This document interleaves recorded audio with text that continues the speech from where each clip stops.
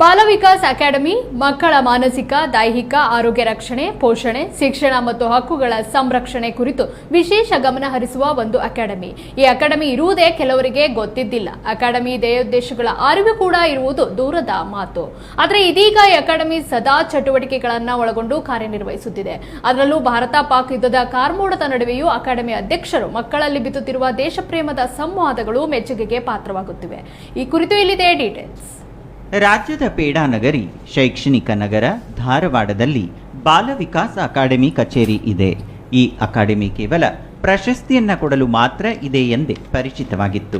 ಆದರೆ ಬಾಲ ವಿಕಾಸ ಅಕಾಡೆಮಿ ಇದೀಗ ತನ್ನ ಕಾರ್ಯಚಟುವಟಿಕೆಗಳ ಮೂಲಕವೇ ಸದ್ದು ಮಾಡುತ್ತಿದೆ.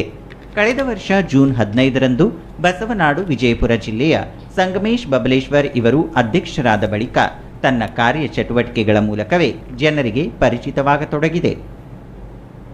ಬಸವಣ್ಣನವರ ಅನುಯಾಯಿ ಬಸವತತ್ವ ಪಾಲಕರಾಗಿರುವ ಸಂಗಮೇಶ್ ಬಬಲೇಶ್ವರ್ ಇವರು ವಿಜಯಪುರ ಜಿಲ್ಲೆ ಬಬಲೇಶ್ವರ ತಾಲೂಕಿನ ಮಮದಾಪುರದವರು. ಉನ್ನತ ಶಿಕ್ಷಣವನ್ನ ಧಾರವಾಡದಲ್ಲಿ ಪೂರೈಸಿದ್ದಾರೆ.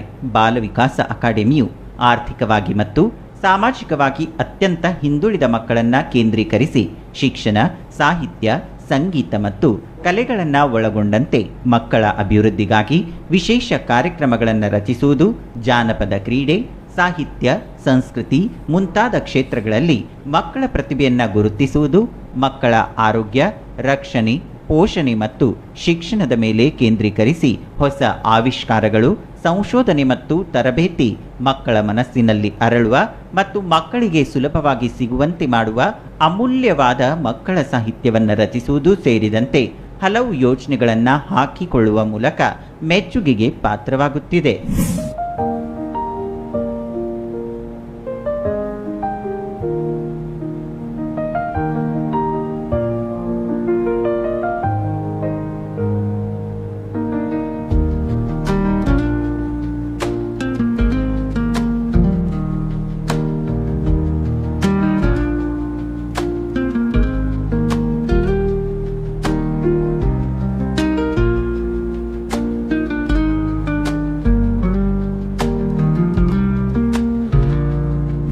ಇನ್ನು ಅಧ್ಯಕ್ಷ ಸಂಗಮೇಶ್ ಬಬಲೇಶ್ವರ್ ಇವರು ರಾಜ್ಯಾದ್ಯಂತ ಸರ್ಕಾರಿ ಶಾಲೆಗಳಿಗೆ ಭೇಟಿ ನೀಡಿ ಬಾಲ ಮನಸ್ಸುಗಳ ಜೊತೆ ಕಾಲ ಕಳೆದು ವಿದ್ಯಾರ್ಥಿಗಳಲ್ಲಿ ಚೈತನ್ಯ ತುಂಬುತ್ತಿದ್ದಾರೆ.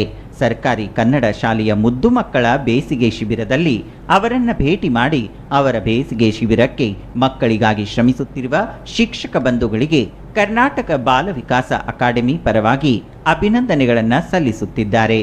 ಬೇಸಿಗೆ ಶಿಬಿರದಲ್ಲಿ ಭಾಗವಹಿಸುವ ಶ್ರಮಿಕರ, ಅನ್ನದಾತರ ಮಕ್ಕಳೊಂದಿಗೆ ದೇಶಾಭಿಮಾನದ ಬಗ್ಗೆ ಸಂವಾದ ನಡೆಸುತ್ತಿದ್ದಾರೆ. ಅದೆಷ್ಟೋ ಮಕ್ಕಳು ದೇಶ ಕಾಯುವ ಸೈನಿಕರಾಗುವ, ಅಧಿಕಾರಿಗಳಾಗುವ ಕನಸಿನ ಜೊತೆಗೆ ಸ್ವಾಭಿಮಾನ, ಆತ್ಮವಿಶ್ವಾಸ ಬೋಧನೆ ಮಾಡುತ್ತಿದ್ದಾರೆ. ಪುಸ್ತಕ ವಿತರಣೆ ಮಾಡುತ್ತಿದ್ದಾರೆ. ರಾಜ್ಯದ ಹಲವು ಕಡೆ ಯಾವುದೇ ಪ್ರತಿಫಲಾಪೇಕ್ಷೆ ಇಲ್ಲದೆ ಮಕ್ಕಳಿಗಾಗಿ ರಜೆಯಲ್ಲೂ ಬೇಸಿಗೆ ಶಿಬಿರ ನಡೆಸುತ್ತಿರುವ ಎಲ್ಲ ಶಿಕ್ಷಕ ಬಂಧುಗಳಿಗೆ, ವಿವಿಧ ಸಂಘ ಸಂಸ್ಥೆಗಳಿಗೆ ತುಂಬು ಹೃದಯದ ಕೃತಜ್ಞತೆಗಳನ್ನು ಸಲ್ಲಿಸುತ್ತಿದ್ದಾರೆ.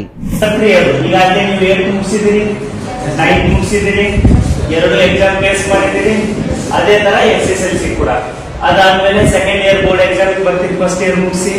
ಅದಕ್ಕೆ ನಾನು ನಿಮ್ಮಲ್ಲಿ ಅರಿಕೆ ಮಾಡ್ಕೊಳ್ಳೋದೇನಂದ್ರೆ ಎಕ್ಸಾಮಿಗೋಸ್ಕರ ನೀವು ಭಯ ಪಡಬಾರ್ದು. ಏನ್ ಪಡಬಾರ್ದು?